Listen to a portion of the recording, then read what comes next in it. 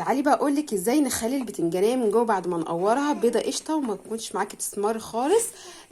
كملي بقى الفيديو للاخر وان شاء الله طريقتي تعجبك، بس اوعي تنسي اللايك. السلام عليكم ورحمه الله وبركاته، ازيكم يا احلى متابعين؟ يا رب تكونوا كلكم ان شاء الله بخير يا رب وفي احسن حال. معاكم من جديد مع مطبخ ام حمزه. تعالي النهارده هقولك على حاجه جميله جدا.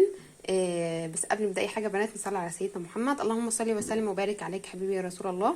ما ننساش اللايك يا بنات، لو انت لسه ما اشتركتيش تنوريني ان شاء الله واشتركي بالقناه عشان يوصلك كل جديد مني. زي ما انتم شايفين كده بنات، ده بتنجان انا مقوراه تمام. فانت مش هتعملي دلوقتي وخايفه ان هو يسمر، هو بصراحه بيسمر من جوه لو انت ما عملتوش على طول.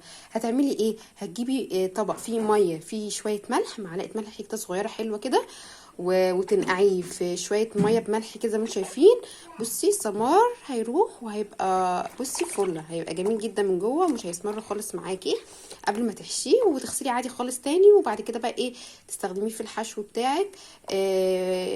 بس بنات يبقى طريقتي ايه بالوصفه بتاعت النهارده، اللي هي ان تحطي شويه ملح في ميه.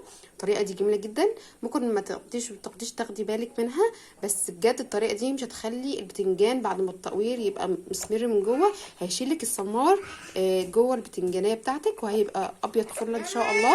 جربي الطريقه دي وان شاء الله تعجبك. متنسيش بقى اللايك، ولو لسه ما اشتركتيش اشتركي. اشوفكم على خير الفيديو الجاي. السلام عليكم ورحمه الله وبركاته.